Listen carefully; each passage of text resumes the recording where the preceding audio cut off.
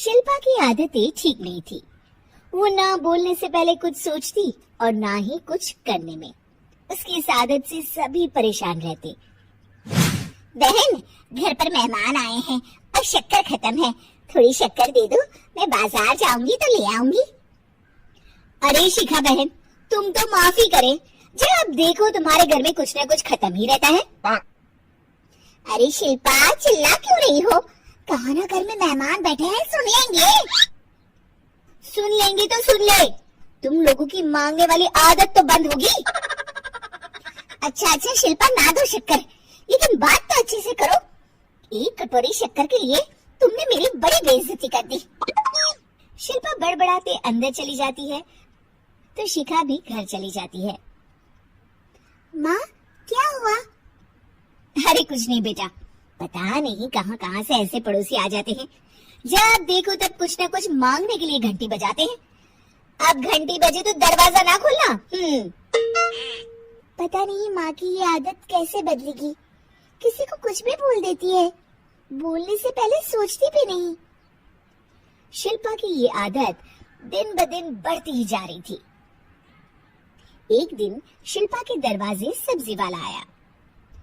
सुनो भैया, मुझे ये भिंडी, टिंडे, लौकी और आलू के साथ 1 किलो प्याज दे दो। जी बहन जी। वो एक एक कर सारा सामान पैक कर देता है। कितने पैसे दूं?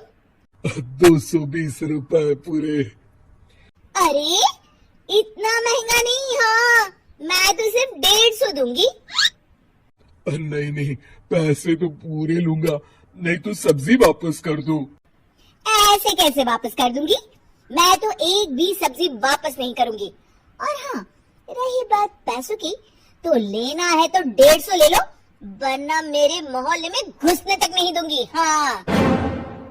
अरे नहीं नहीं बहन, हम लोग गरीब लोग हैं, ऐसा ना करो। पकड़ो ये 150 और दफा हो जाओ। शिल्पा की बेटी अंदर से ये सब देख रही थी। शिल्पा, तूने तो हद कर दी। बेचारा गरीब आदमी, उसका तो गुजारा ही इसी से होता है। बोलने से पहले सोचा कर बेटा। माँ, आप चुप रहो, घर चलाना बच्चों का खेल नहीं। और वैसे भी इतनी महंगी सब्जी थोड़ी ना होती है। आपको तो सिर्फ खाने से मतलब है, लेकिन मुझे तो सब सोचना पड़ता है ना। शिल्पा की सास ये बात सुनकर दुखी हो जाती है। शिल्पा की बेटी शिल्पा की ये सारी बातें सुन रही होती है। शिल्पा की बेटी एक दिन माँ से कहती है, माँ, ओ माँ, जरा यहाँ तो आना। ओहो, क्या हुआ? क्यों चिल्ला रही हो ऐसे बेटा? हुआ क्या? ये देखिए मेरी स्कूल की ड्रेस कितनी गंदी हो गई है, इसे कौन धोएगा?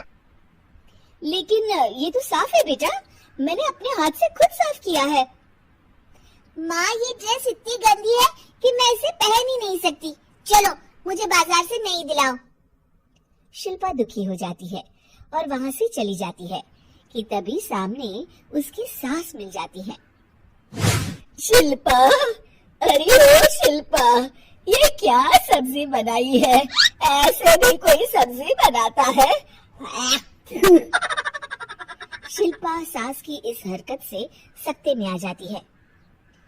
अरे माँ को तो मैं जो बना दूं उन्हें वो पसंद आ जाता था, फिर आज वो ऐसा व्यवहार क्यों कर रही है? शिल्पा कुछ समझ पाती कि थोड़ी ही देर में उसका पति आ जाता है। अरे शिल्पा, ये क्या है? क्या हुआ आपको?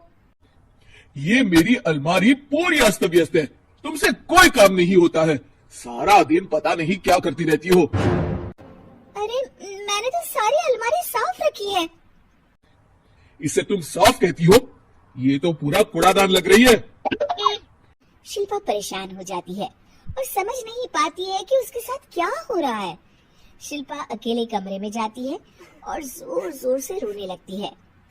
तभी वहाँ उसका पति, सास और बेटी आ जाते हैं। शिल्पा उन लोगों को देखकर और जोर जोर से रोने लगती है।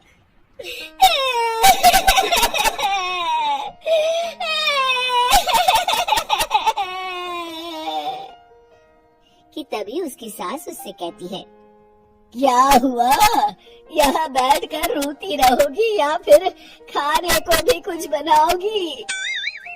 माँ, पहले आप बताएं, आप लोगों को क्या हुआ है जो मुझसे ऐसा व्यवहार कर रहे हैं? वही हुआ है जो तुम्हें रोज होता है। मैं समझी नहीं। माँ, आज घर वालों ने आपसे बुरा व्यवहार किया तो आपको कितना बुरा लगा ना? हाँ, मुझे बहुत बुरा लगा। मुझे अच्छा नहीं लगता कोई मुझसे इस तरह से बात करे। सही कहा शिल्पा, जो चीज तुम्हें खुद के लिए अच्छी नहीं लगती वो तुम्हें दूसरों के साथ भी तो नहीं करनी चाहिए। बेटा, हम तुम्हारे अपने हैं, फिर भी तुम्हें अपनों की बात का बुरा लगा। लेकिन सोचो, जिन बाहर के लोगों से तुम ऐसा व्यवहार करती हो उन्हें कैसा लगता होगा। हाँ माँ, आप सच कह रही हैं। मैं आप लोगों से माफी मांगती हूँ, मुझे कड़वा नहीं बोलना चाहिए। मैं समझ गई, मैं आपकी हूँ इसलिए आप लोगों ने मुझे सुधरने का वक्त दिया और मेरा साथ दिया। लेकिन जिन बाहर के लोगों से मैं बुरा व्यवहार करती आई, वो लोग मेरे कड़वे बोल से कितने दुखी होते होंगे। मैं वादा करती हूँ, आज से ऐसा व्यवहार किसी के साथ नहीं करूंगी। सीख, हमें दूसरों के साथ वैसा ही व्यवहार करना चाहिए जो हम खुद के लिए अपेक्षा करते हैं।